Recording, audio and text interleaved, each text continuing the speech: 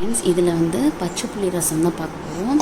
So அதுக்கு 2 பச்சை மிளகா, 2 வெள்ளைப்பூடு, அப்புறம் கொஞ்சோண்டு ஜீரகம், அப்புறம் கொஞ்சம் பெப்பர் பொடி, அப்புறம் 4-5 சின்ன வெங்காயம்.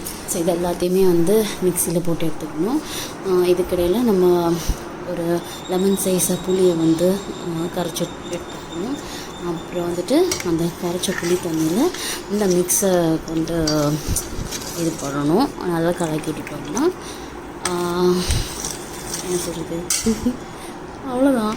அப்புறம் கொஞ்சோண்டு உப்பு தேவையான அளவு போட்டுட்டு நல்லா மிக்ஸ் பண்ணி எடுத்துக்கணும்.